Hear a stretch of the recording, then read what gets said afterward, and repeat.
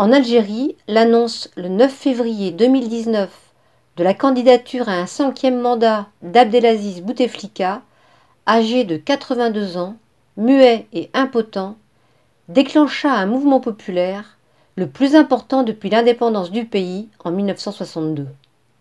Dès le 16 février, une manifestation d'ampleur eut lieu à Kherrata dans l'est du pays.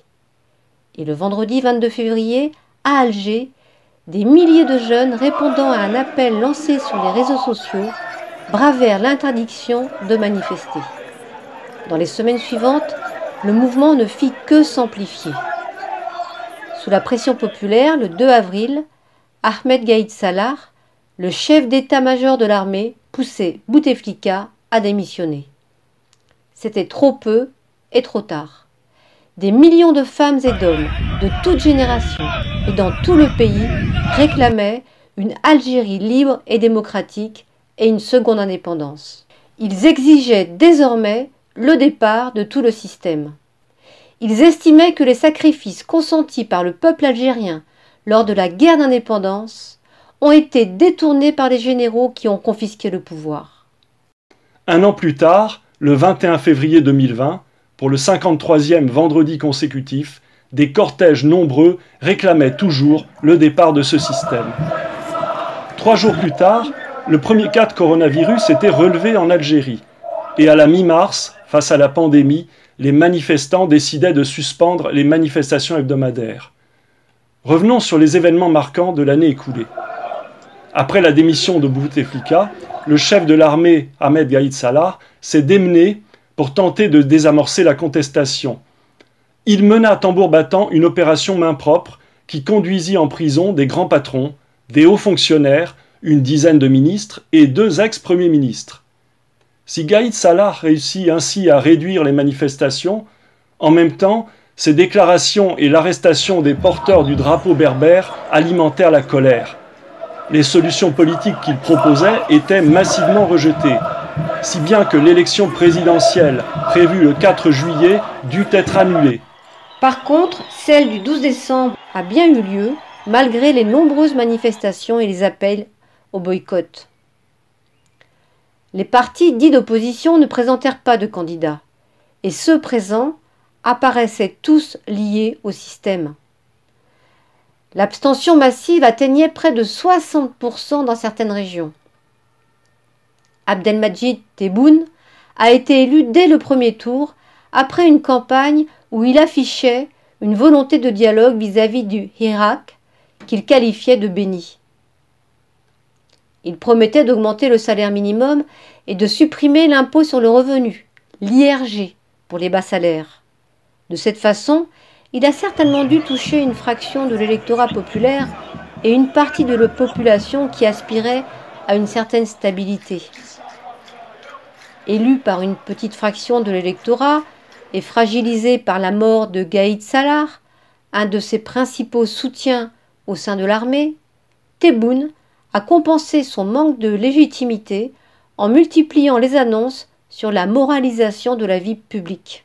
En janvier 2020, il s'est engagé à améliorer les libertés individuelles et a donné quelques gages en faisant libérer des détenus.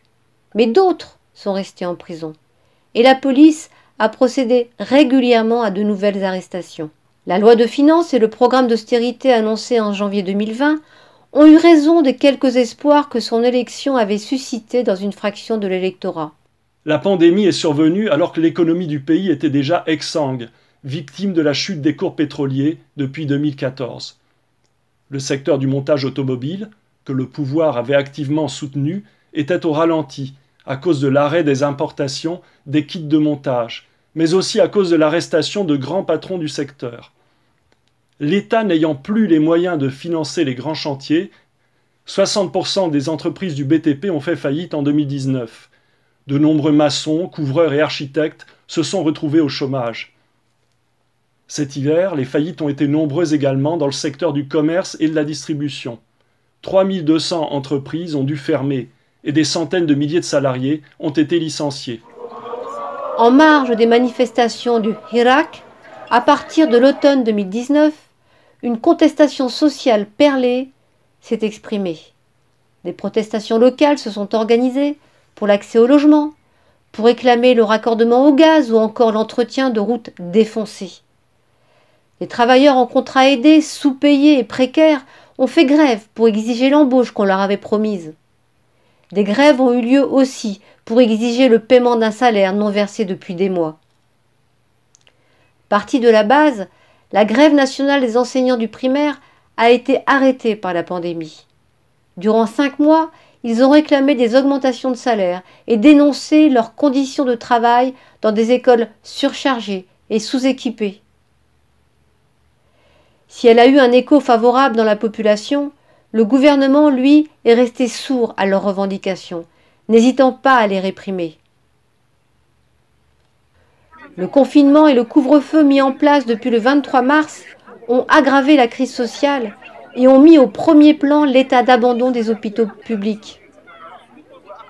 Depuis des années, les personnels des hôpitaux font face à un manque de moyens qu'ils n'ont pas cessé de dénoncer. Sans parler de la pénurie de médecins qui ces dernières années ont quitté massivement le pays pour l'Europe en quête de meilleurs salaires. Tebboune a affirmé que face au virus, la situation était sous contrôle, alors que sur le terrain, c'est la pénurie en moyens de protection et en médicaments. Les travailleurs et les travailleuses en particulier ont manifesté leur colère contre cette pénurie et aussi contre des directions qui n'hésitent pas à sanctionner les absents sans se soucier des moyens de transport ou des problèmes de garde d'enfants. Face aux défaillances de l'État, dans de nombreuses localités, les habitants organisés dans des associations ou dans des comités ont multiplié les initiatives pour aider les plus démunis et diffuser l'information sur la propagation du virus. Méfiant face à de telles initiatives, Tebboune, tout en les saluant, a essayé qu'elles soient encadrées par l'État, sans succès. Il a annoncé une réforme du secteur de la santé, et les personnels ont des raisons de craindre qu'elle ne prépare la privatisation des hôpitaux.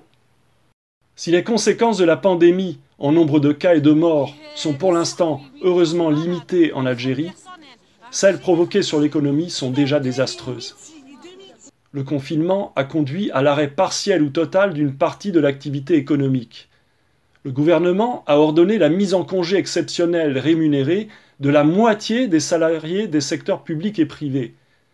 Dans la réalité, des travailleurs en congé n'ont pas touché leur paye, et ces congés s'apparentent souvent à des licenciements déguisés. Quant aux patrons, ils vont toucher des aides publiques tout en justifiant le non-paiement des salaires. Le chômage a augmenté sans que l'on puisse disposer de chiffres officiels fiables, d'autant que le secteur informel domine dans le commerce, la restauration ou les transports. Avec l'arrêt de l'économie mondiale, le baril de pétrole a perdu 60% de sa valeur depuis janvier. 95% des devises du pays proviennent des exportations en hydrocarbures. C'est donc une catastrophe économique pour le pays, qui importe une grande partie de ce qu'il consomme. Les réserves de change, constituées durant la période où le baril était à 100 $, sont estimées à environ 44 milliards. Elles ont, pour l'instant, évité à l'Algérie de s'endetter auprès du FMI.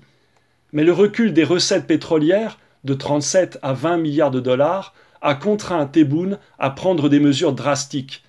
Il prévoit de réduire de moitié le budget de fonctionnement de l'État. Dans le même temps, il a pris des mesures en direction des classes populaires. Une aide d'urgence pour les plus démunis, équivalente à la moitié du salaire minimum. La régularisation des travailleurs en contrat aidé. L'augmentation du salaire minimum et des pensions de retraite, ainsi que la suppression de l'impôt sur le revenu pour les salaires inférieurs à 30 000 dinars. Même si les plus démunis perçoivent une aide et si des augmentations arrivent dans la poche des travailleurs et des retraités, elles ne leur permettront pas de faire face aux dépenses croissantes du quotidien. Ces mesures ont certainement pour objectif de contenir la contestation sociale qui coule depuis des mois, mais suffiront-elles ? Tebboune prétend compenser la baisse des recettes pétrolières en développant l'agriculture saharienne et en exploitant l'uranium, l'or et le phosphate dont le sous-sol algérien est riche. Il prétend aussi taxer le secteur informel dont les activités sont évaluées à 42 milliards d'euros. Mais comment fera-t-il pour contrôler ces circuits? Il s'était engagé à stabiliser les prix de la viande qui flambent durant le mois de Ramadan. Mais ses injonctions aux barons du secteur sont restées sans effet. La loi du profit est la plus puissante. Alors, derrière tous ces discours, il prépare de nouvelles attaques à l'encontre des classes populaires. Il est question de remettre en cause les subventions sur le gaz, l'essence ou l'électricité. Et qu'en sera-t-il des subventions sur les produits de première nécessité, le lait, l'huile, la semoule? Depuis des années, les grands patrons ont qualifié ces subventions de primes à l'émeute et ont réclamé leur suppression.